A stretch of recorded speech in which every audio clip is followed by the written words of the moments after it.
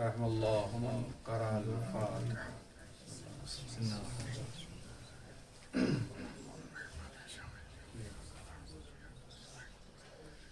اهدنا الصراط المستقيم صراط الذين أنعمت عليهم غير المغضوب عليهم. صدق الله العظيم. لا حول ولا قوة إلا بالله العلي العظيم. نعم المولى ونعم النصير. أعوذ بالله من الشيطان اللعين الرجيم. بسم الله الرحمن الرحيم. الحمد لله رب العالمين والعاقبة للمتقين والجنة للموحدين والنار للملحدين والكافرين والمنافقين.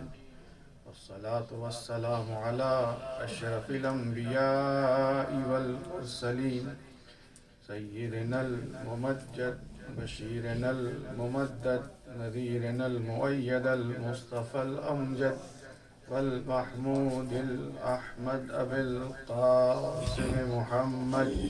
اللهم صل على محمد وآله الطيبين الطاهرين المعصومين المظلومين المنتخبين المنتجبين. واللعنة الدائمة الباقية على أعدائهم وقتلتهم وغاصبي حقوقهم ومنكر فضائلهم أجمعين من الآن إلى قيام يوم الدين. أما بعد، فقد قال رسول الله صلى الله عليه وآله وسلم: علي مع الحق والحق مع علي. درود پڑھیں محمد اللهم صل على محمد وآل محمد وعجل. عزیزان محترم،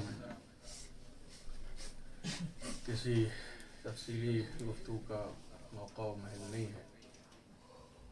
اس حدیث شریف کی تلاوت کی ہے تاکہ اس کے ذیل میں مولا کے کچھ فضائل آپ کی خدمت میں پیش کروں. یقیناً ذکر اہل بیت کی ہر فرد کا ذکر عبادت ہے، خصوصاً مولا کائنات حضرت علی علیہ السلام جس کی ذکر کی تاکید کی گئی. زینوا مجالسکم بذکر علی بن ابی طالب. اس کی دلیل بھی بیان کی گئی، لأنہ ذکرہ ذکری وذکری ذکر اللہ وذکر اللہ اکبر. درود پڑھیں بات محمد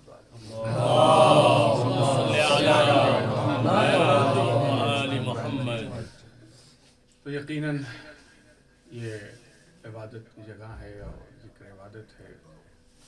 ہم نے دیکھا کہ نبی اکرم حضرت محمد مصطفیٰ صلی اللہ علیہ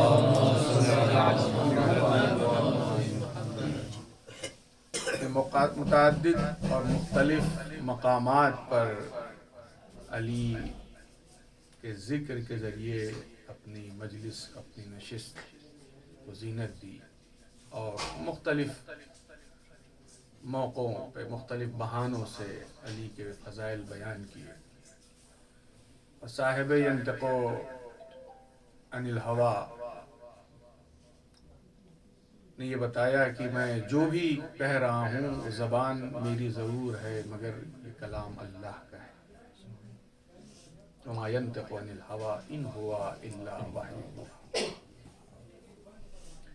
چاہے فرمایا وانا وعلی من نور واحد، میں اور علی ایک ہی نور سے. ترجمہ کرنے کی ضرورت نہیں حدیث کی، بس بہرحال فضائل جو آپ کی خدمت میں عرض کرنا ہے. صاحب علم و فضل تشریف فرمائے. انا وعلی من نور واحد یا علی انت منی بمنزلۃ ہارون من موسیٰ. علی مع القرآن والقرآن مع علی. سبحان اللہ. ابھی دیکھ رہا تھا یہ دونوں حدیثیں اتفاق سے یہاں پہ لکھی ہوئی. علی قرآن کے ساتھ ہے اور قرآن علی کے ساتھ ہے. علی قرآن کے ساتھ ہے، اس کا کیا مطلب ہے؟ قرآن علی کے ساتھ ہے، اس کا کیا مطلب ہے؟ اس وقت یہاں سے اساتید و اہل علم تشریف فرما، مجھے کوئی الگ سے کوئی بات نہیں پڑھنی ہے۔ علی قرآن کے ساتھ ہیں یعنی قرآن نے جو کہا علی نے اس پر عمل کیا، قرآن کے واجب کو واجب سمجھا، قرآن کے حرام کو حرام سمجھا، قرآن کے مستحبات کو مستحب سمجھا، جو قرآن کہتا گیا علی اس پر عمل کرتے چلے گئے۔ اس طرح علی قرآن کے ساتھ۔ اب قرآن علی کے ساتھ کس طرح سے ہے؟ قرآن علی کے ساتھ اس طرح ہے کہ علی نے جو عمل کیا اللہ نے اسے قرآن بنا دیا۔ علی نے راہ خدا میں جہاد کیا، اللہ نے قرآن بنا دیا۔ کأنہم بنیان مرصوص، علی نے حالت رکوع میں زکوٰۃ دی، اللہ نے اسے قرآن بنا دیا۔ انما ولیکم اللہ ورسولہ والذین آمنوا الذین یقیمون الصلاۃ ویؤتون الزکاۃ وہم راکعون۔ علی نے مسکین و یتیم و فقیر کو کھانا کھلایا، اللہ کو یہ عمل اتنا پسند آیا کہ اللہ نے اسے قرآن بنا دیا۔ وَيُطْعِمُونَ الطَّعَامَ عَلَىٰ حُبِّهِ مِسْكِينًا وَيَتِيمًا وَأَسِيرًا۔ درود پڑھیں پر محمد وآلہ۔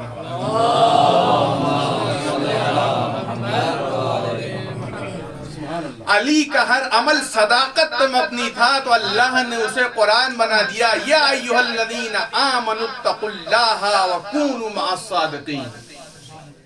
علی کا کردار اتنا پاک و پاکیزہ تھا کہ اللہ نے اس کی سند قرآن مجید میں پیش کر دی۔ انما یرید اللہ لیذھب عنکم الرجس اہل البیت ویطہرکم تطہیرا۔ یعنی علی کا کردار، علی کی روح پاکیزگی کی اس منزلت پر تھی کہ اللہ نے آیت تطہیر کے ذریعے علی کی عصمت کی سند پیش کری۔ اس میں ہمارے لیے بھی لمحہ فکری ہے، بھائی فضائل پڑھنے چاہیے، اور میں بھی فضائل پڑھتا ہوں اور یقین سب کو پڑھنا چاہیے فضائل، میں نے کہا ذکر علی عبادہ، لیکن اس میں ہمارے لیے کیا پیغام ہو سکتا ہے، ہمارے لیے کیا لمحہ فکریہ ہو سکتا ہے، ہمیں خود بھی متوجہ ہوں اور ہم پبلک کو بھی متوجہ کریں، عوام کو بھی متوجہ کریں۔ یقیناً فضائل کا ذکر ہونا، فضائل کا سننا، یہ سب عبادت ہے، لیکن ہمارے لیے جو پیغام ان فضائلوں میں وہ یہ ہے، ایک آیت تطہیر میں کیا پیغام ہو سکتا ہے؟ پیغام یہ ہے کہ علی کی روح کی طہارت اس منزل پر تھی کہ آیت تطہیر کے ذریعے اللہ نے علی کی عصمت کی سند پیش کر دی۔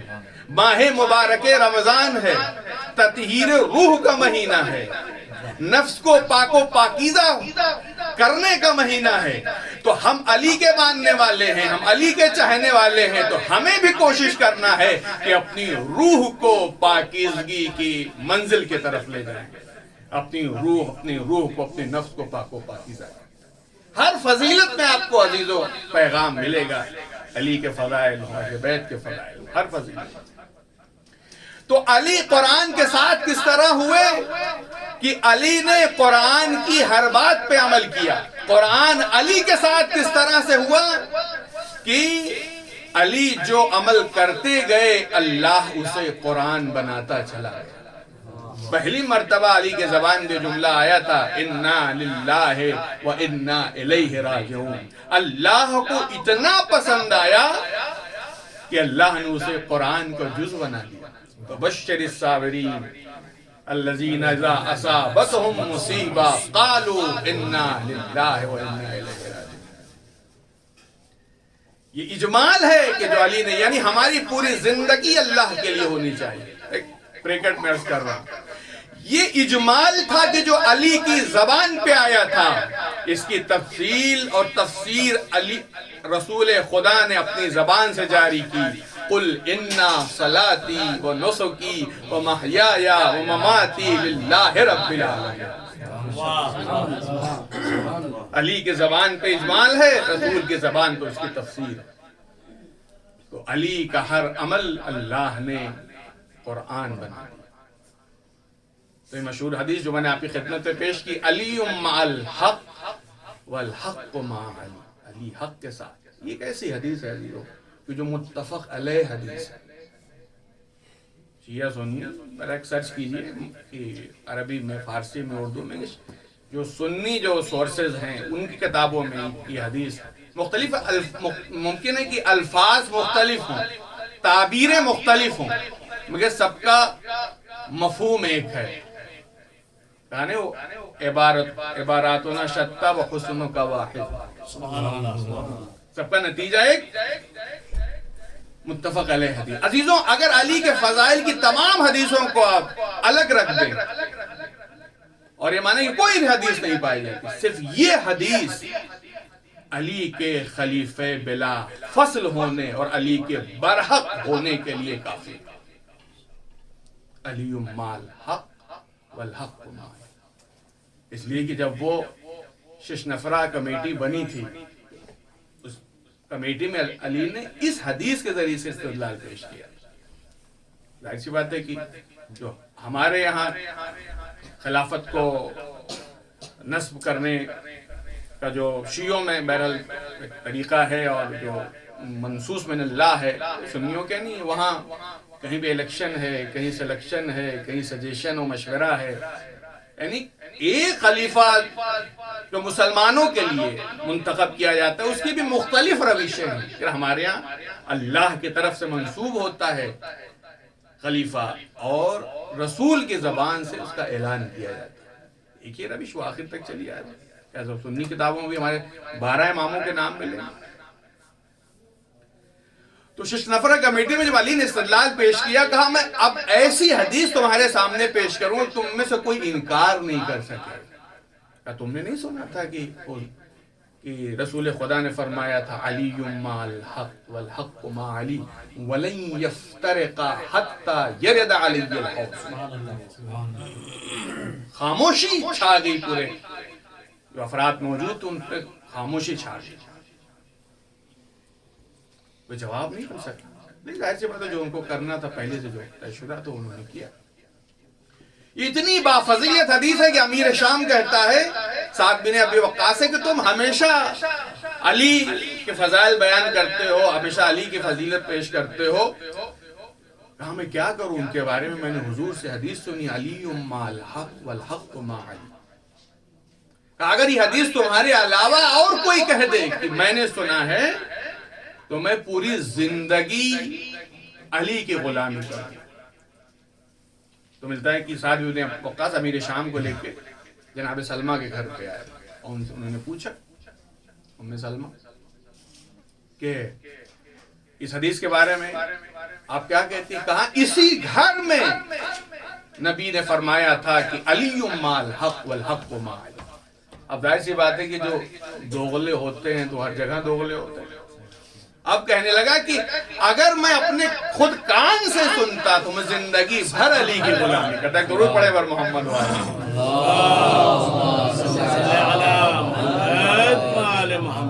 تو بڑی عجیب حدیث ہے، خاص طور سے کہ جب روزانہ آئے دن فتنے برپا ہوتے رہتے ہیں، ایک نہ ایک مذہب وجود میں آتے ہیں اور سب کا یہ دعویٰ ہے کہ ہم حق پر ہیں۔ یہ حدیث ایک ہمارے لیے مشعل راہ ہے تمام مسلمانوں کے لیے۔ عثمان بن مظعون سے کسی نے آگے پوچھا کہ یہ بتائیے کہ اگر کوئی ایک ایسا زمانہ ہے کہ لوگ ہم کو اپنی طرف بلا رہے ہوں تو ہم کس گروہ کی طرف جائیں، کس گروہ کی طرف جائیں؟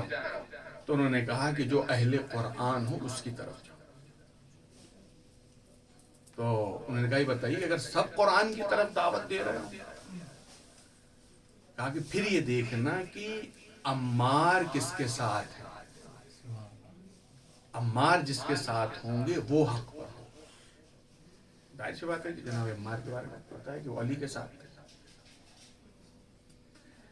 تو یہ ایک معیار تا قیامت پیغمبر اسلام نے دیا تمام مسلمانوں کو کہ جب فتنوں کا دور ہو، جب حق و باطل سمجھ میں نہ آ رہا ہو۔ اچھا اس کے بعد کا جملہ بڑا عجیب ہے، اللہم ادر الحق کا حیث مدا علی مع الحق والحق مع علی اللہم ادر الحق حیث مدار، اے اللہ حق کو ادھر موڑ دے جدھر علی مڑ جائے. قابل غور ہے. یہ نہیں کہا کہ علی کو ادھر موڑ دے جدھر حق مڑ جائے، قابل توجہ. یہ نہیں کہا کہ علی کو ادھر موڑ دے جدھر حق مڑ جائے، کہا نہیں حق کو ادھر موڑ دے. ظریف نکتہ ہے.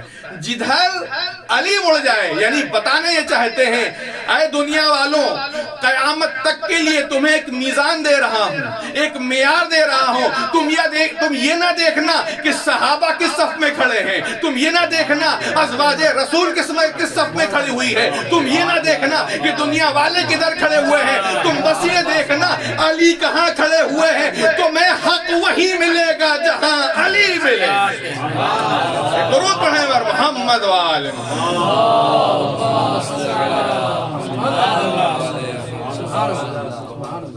اب یہ تو ایک معیار و میزان دے دیا بھائی. اگر کچھ بھی سامنے والے کے پاس بدھی اور عقل پائی جاتی ہے، اپنی زبان میں کہتے ہیں ہندوستان کی، تو واضح ہے اس کے لیے.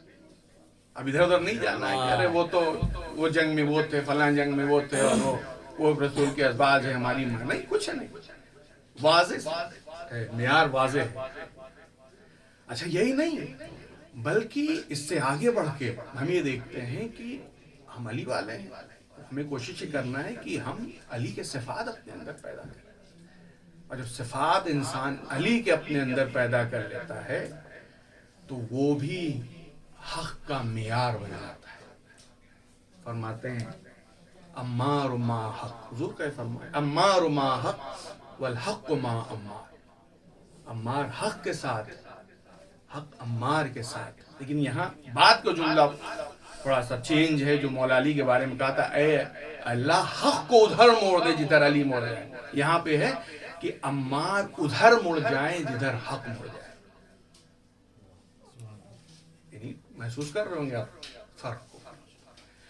اب یہاں پہ عمار حق کا معیار ہے، کیونکہ پتا تھا کہ کل جب معاویہ کا لشکر عمار کو قتل کرے گا تو نہ جانے کیسی کیسی باتیں ہوں گی. تو یہ دیکھنا کہ عمار کہاں پہ ہے، عمار کس کی طرف ہے. عمار ما الحق والحق ما عمار. تقتلک فیۃ الباغیہ قاتلک فی النار. تجھے ایک باغی گروہ قتل کرے گا، تیرا قاتل جہنمی ہوگا، قاتل جہنمی ہوگا. تو اس سے ایک عزیزوں ہمارے لیے ایک پیغام ملتا ہے. پیغام کیا ہے کہ حضور نے بتایا کہ اگر تم علی کے راستے پہ چلو اور علی جیسے صفات اپنے اندر کسی حد تک صحیح پیدا کرنے کی کوشش کرو تو تم بھی لوگوں کے درمیان حق کے معیار کے طور پہ پہچانے جاؤ گے جیسے عمار پہچانے گئے. کبھی کہتے ہیں وہ حدیث خالی عمار تک نہیں ہے، اصولی بحث آپ لوگ پڑھتے ہوں گے. موضوعیت نہیں ہے جناب عمار کو، طریقیت ہے. طریقیت ہے، یعنی وہ صفات اور وہ کوالٹیز اگر ہم اپنے اندر بھی پیدا کریں تو ہم بھی اپنے سماج میں، اپنے معاشرے میں حق کا معیار بن جائیں. مگر بہرحال ہوتا ہی ہے کہ میں اپنے کو ہوتا ہوں کہ جب ہم اپنے معاشرے میں، وطن میں جاتے ہیں، کوئی مسئلہ آتا ہے عدل و انصاف کا، فیصلہ کرنے کا اور حق بات کہنے کا، تو میں نے دیکھا ہے بعض طلاب کو دیکھا، طالب علم کو، بعض کو بتا، سب تو انشاءاللہ سب حق بات کہتے ہیں. وہ یہ دیکھتے ہیں میرے خاندان والے کس طرح، میرے گھرانے والے کس طرح. علی نے کبھی یہ نہیں دیکھا. اسلام یہ کہتا ہے کہ حق بات کہو چاہے تمہارے ہی خلاف کیوں. افضل الجہاد کلمۃ حق عند امام جائے. حق بات یہ کہ انسان کسی ظالم و جابر کے سامنے حق بات کرے. افضل جہاد جب کنبہ، خاندان، رشتہ داری، ناطے داری، دوستی، احباب ایک طرف یہ ہوتی، دوسری طرف کوئی غیر ہوتا ہے، یہاں پہ فیصلہ کرنا اور حق بات کہنا بڑا مشکل ہوتا ہے.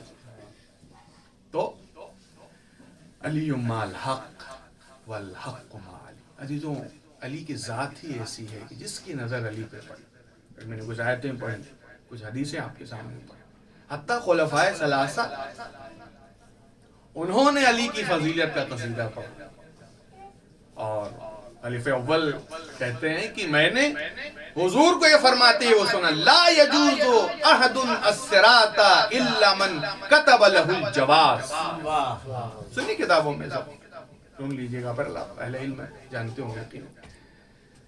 ترجمہ کرنے کی ضرورت نہیں کہ وہی پل صراط سے گزر پائے گا جس کے پاس علی کے ہاتھ کے لکھا ہوا جواز ہوگا. آج کل اس کو پاسپورٹ کہتے ہیں. علی کے ہاتھ کا لکھا ہوا پروانہ ہوگا، وہی پل صراط سے گزر پائے. کون نقل کر کس کی زبانی نقل ہے؟ خلیفہ اول. خلیفہ دوم کیا کہتے ہیں علی کی فضیلت میں؟ کہا میں نے اپنی کانوں سے سنا پیغمبر کو یہ کہتے ہوئے، لو کان البحر مدادا والانس کتابا والجن حسابا ما احصوا فضائلک یا اللہ. اگر دنیا کے سارے پانی روشنائی بن جائیں، سارے درخت والاشجار و اقلام، اور سارے درخت جو ہے قلم بن جائیں، اور انسان لکھنا شروع کر دیں، جنات حساب کتاب شروع کرنا شروع کر دیں، ما احصوا، آپ کے فضائل کو شمار نہیں کیا جا سکتا.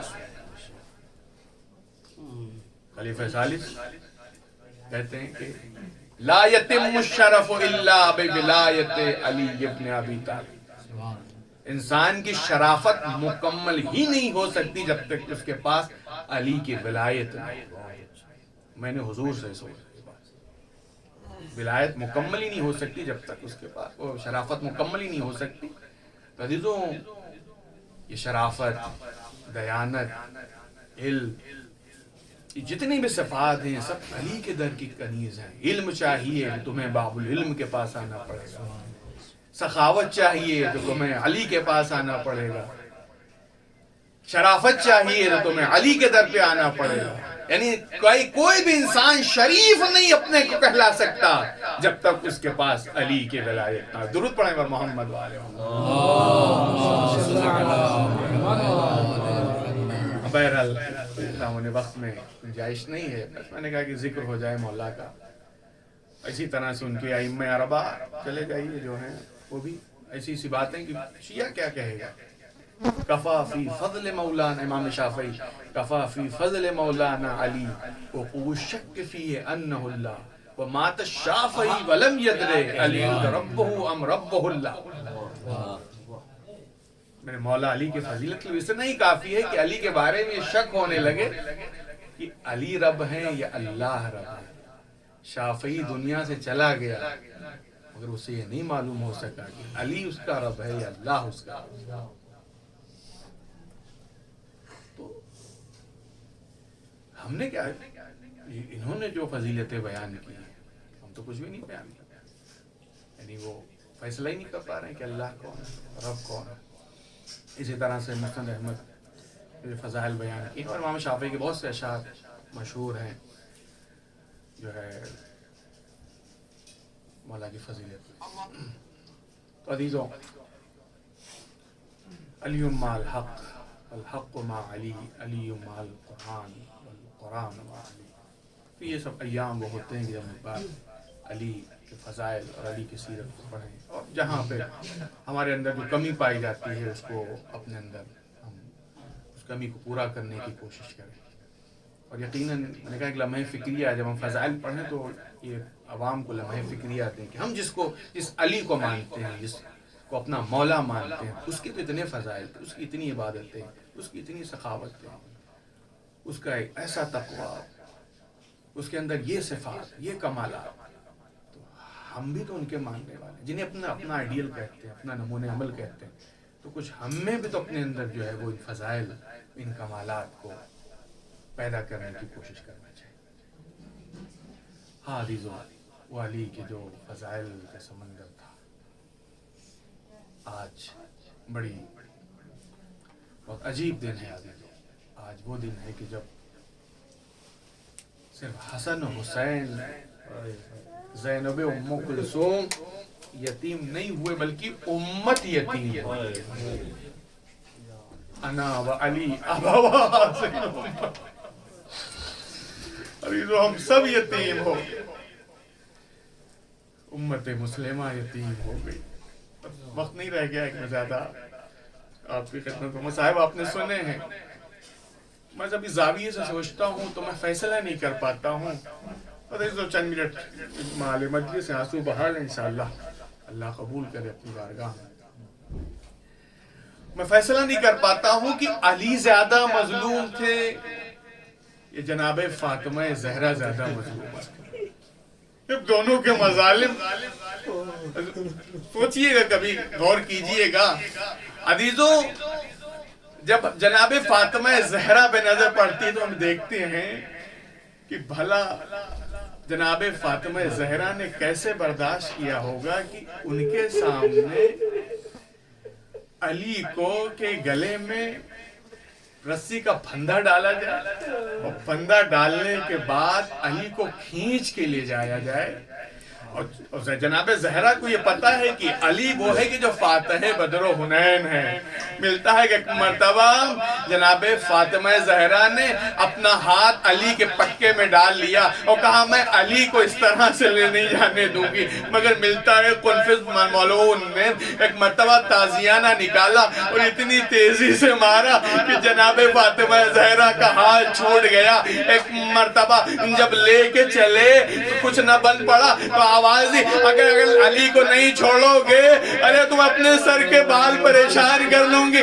اللہ رے جناب زہرا کی مظلومیت کہ جس کے سامنے علی جیسے شوہر کو ارے اس طرح سے کھینچ کے لے جایا گیا. ارے دوسری طرف میں جب علی کی مظلومیت کو دیکھتا ہوں کہ علی کے سامنے ارے اس کی زوجہ پہ کیا ظلم ہوا. ارے چلتا ہوا دروازہ پہلو پہ گرایا گیا. جناب زہرا کی پسلیاں ٹوٹ گئی. ارے کسی نے مجھ سے پوچھا ارے یہ بتائیے کہ علی نے ارے کس طرح سے یہ ظلم برداشت کیا. ارے جبکہ ہم ہمارے گھر والوں پہ اگر اس طرح ظلم ہو تو ہم برداشت نہیں کر پاتے. عزیزو ملتا ہے ایک چاہنے والا مدینے گیا ہوا تھا، وہ آثار اہل بیت کو دیکھ رہا تھا. اس گھر کے پاس پہنچا کہ جہاں جو کہ علی و فاطمہ کا گھر تھا تو ملتا ہے تو اس کی زوجہ ایک مرتبہ اس گھر سے لپٹ جاتی ہے. جب شرطے نے دیکھا کہ یہ زوجہ لپٹی ہوئی ہے اس کو چھڑانا چاہا مگر وہ نہیں ہٹ رہی ہے تو کیا کیا اس نے ایک مرتبہ ایک ایسا کوڑا مارا کہ ملتا ہے کہ یہ خاتون گر جاتی ہے اور گرتی ہی نہیں ہے بلکہ اس کا بچہ بھی سخت ہو جاتا ہے. ایک مرتبہ شوہر نے جب یہ منظر دیکھا تو ملتا ہے شوہر نے ارے اس پولیس کی گردن پکڑ لی اور جب تک اس کی جان نہیں نکل گئی تب تک پولیس کو نہیں چھوڑا. ارے مجھے نہیں پتا کہ ہم آپ اس طرح کی برداشت نہیں کر پاتے ہیں تو علی نے کیسے برداشت کیا ہوگا. ارے نظروں کے سامنے محسن کی شہادت ہو گئی مگر علی ارے دیکھتے رہے. اجرکم اللہ. بس 1-2 منٹ اور مصائب صلی عزیزو. میں نے کہا فیصلہ کرنا بہت مشکل ہوتا ہے. زیادہ مظلوم کون ہے؟ زیادہ مظلوم علی ہے یہ زیادہ مظلوم حضرت زہرا ہے. اجرکم اللہ. آزاداروں ملتا ہے کہ جب یہ ماہ رمضان آیا تھا اور آخری ماہ رمضان علی کا ہے تو ملتا ہے کہ مولا کائنات اشاروں میں ذکر کر رہے ہیں کہ اب یہ میرا آخری ماہ رمضان ہے.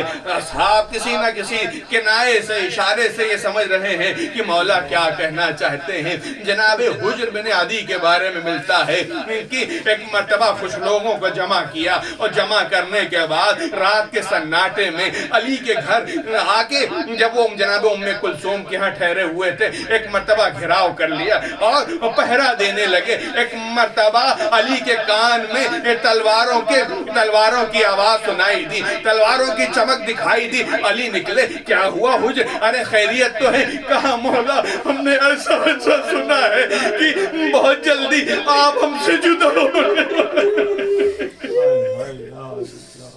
عزیزو ذرا تصور تو کریں کہ اگر چاہنے والے کو یہ پتہ چل جائے اشاروں میں ہی صحیح کہ علی کا کچھ پتہ نہیں کہ علی کب جو ہے اپنے چاہنے والوں سے جدا ہو جائے تو ملتا ہے کہ ایک مرتبہ کہا مولا ہم نے ایسا سنا ہے اور ہم کیسے آپ کو اکیلا چھوڑ سکتے نہیں معلوم دشمن کب آپ پہ حملہ کرے اگر دشمن کب آپ کو کوئی نقصان پہنچائے نہیں مولا ہمیں اجازت دیجئے ہم آپ کی پہرے داری کریں گے مگر ملتا ہے حجر کو سمجھا کے حجر کو بھیجا مگر حجر چلے تو گئے اپنے گھر مگر ملتا ہے کہ آنگن میں ٹہل رہے ہیں چین نہیں آ رہا ہے ان کو بے چینی ہے ایک مرتبہ کچھ دیر کے لیے وہیں چارپائی رکھی ہوئی تھی وہاں لیٹ جاتے ہیں ایک مرتبہ لیٹے ہوئے تھے آواز گونجی ان کے کان تک آواز پہنچی امیر المومنین قتل کر دیے گئے ارے لقد تحدمت واللہ ارکان الہدا ارکان ہدایت منہدم ہو گئے ایک مرتبہ حجر جب گھر سے نکلے ننگے پیر دوڑے ہوئے علی کے گھر کے طرف چلے ایک بیوی نے کہا ارے چپل تو پہن لو کہا تم نے آواز نہیں سنی ہمارا مولا ارے ہم سے جدا اب سے جدا ہو گیا عزیزہ جب مسجد میں پہنچے تو کیا دیکھا علی کا سر شکافتہ ہو چکا ہے لے کے چلے علی کو گھر کی طرح علی ڈھارس دے رہے ہیں بیٹا عباس گریہ نہ کرو بیٹا حسن گریہ نہ کرو بیٹا حسین صبر سے کام لو صبر کو تلقین کر رہے ہیں مگر ملتا ہے وہ علی کہ جو اپنے بچوں کو صبر کی تلقین کر رہا تھا مگر ایک مرتبہ جب گھر کے قریب پہنچے اور زینب ام کلثوم کے رونے کی آواز سنائی دی اب علی کا صبر بھی یہاں پر ختم ہو گیا دھاڑے مار کے رونے لگے اجرکم اللہ بس میں نے آپ کی زحمت تمام کی ملتا ہے سارے واقعات آپ سے سنے ہیں بس ایک گوشہ اور سننے اور آپ کی زحمت تمام جب طبیب نے یہ تجویز کیا کہ جو ہے ان کو جتنا ہو سکے دودھ دیا جائے تو ملتا ہے کوفے کے یتیم بچے چھوٹے چھوٹے بچے ارے کوزوں میں دودھ لے کے پہنچ گئے ایک بچے کے بارے میں ملتا ہے وہ گھر گیا وہ گھر جا کے کہتا ہے کہ مجھے میرے حصے کا دودھ دے دو جو میں روز دودھ پیتا تھا آج میں دودھ نہیں پیوں گا مجھے وہ دودھ دے دو میں لے کے جاؤں گا میرا بابا ارے اس دنیا سے میرا مولا اس دنیا سے جا رہا ہے اس کو دودھ کی ضرورت ہے یہ بچہ لے کے چلا مگر ابھی تو ملتا ہے اس بچے کے بارے میں جب یہ بچہ علی کے گھر پہنچا تو اس کو خبر ملی کہ ارے مولا دنیا سے رخصت ہو گئے ہیں میں ایک مرتبہ ہاتھوں کو جوڑوں گا مولا بڑے خوش نصیب تھے آپ کو دودھ کی ضرورت پڑی ارے بچے دودھ لے کے آ گئے ارے ذرا کربلا کے میدان میں آئیے آپ کو پوتا علی اصغر ہے